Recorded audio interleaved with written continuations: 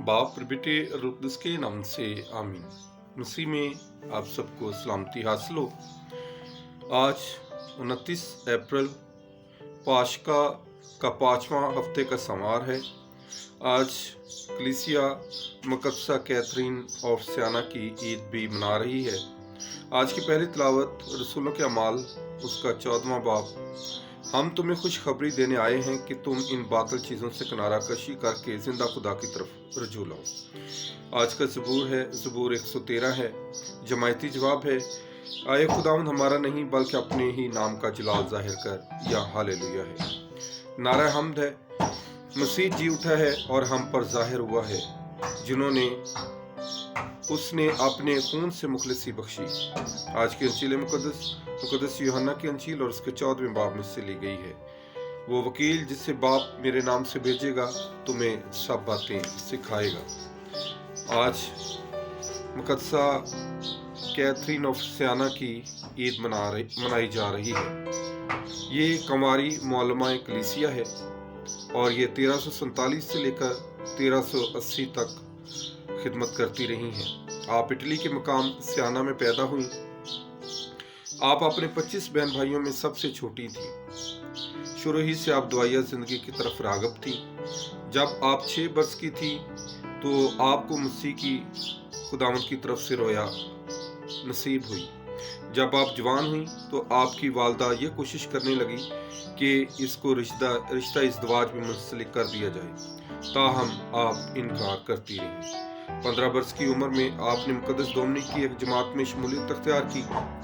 आप घर में रहते हुए खिदमत और भलाई के कामों में खासा वक्त गुजारती। रफ्ता रफ्ता आप मजहबी रुझान के साथ साथ सियासी सूझबूझ में बढ़ती चली गई। ये वो वक्त है जब कलीसिया इंतशार का शिकार, फूट और गलत फहमियाँ कलीसिया में अरूज पर थी। इस बहरानी दौर में आपकी पहली फिक्र और कोशिश ये थी कि कलीसिया में तब्दीली लाए, हत्ता के कायनों की तर्ज ज़िंदगी को भी आपने तब्दील किया।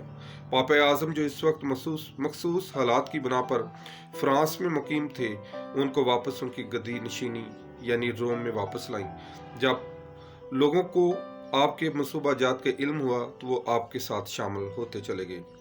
आप अपने मिशन को आम करने के लिए एक जगह से दूसरी जगह जाती रहीं।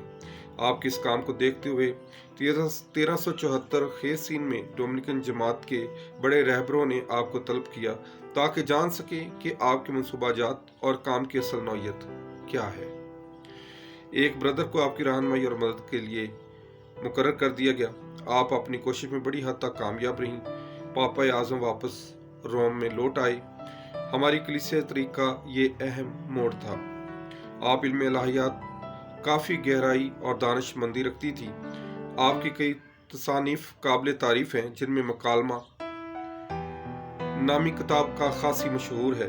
आपको खुदा की तरफ से बेशुमार रूहानी फ़ज़ाइल के साथ मौजज़ात करने की कुव्वत भी हासिल थी।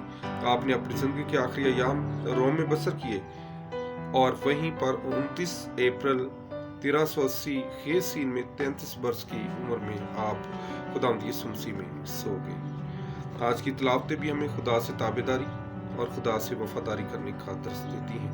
तो ज़रूर है कि हम भी मुकद्दसा कैथरीन ऑफ सियाना की तरह अपनी ज़िंदगी खुदावंद यीशु मसीह की पैरवी में बसर करें और खुदावंद से फ़ज़ाइल हासिल करते रहें। आज का दिन मेरे लिए आपके लिए बाइस बरकत ठहरे। आमीन।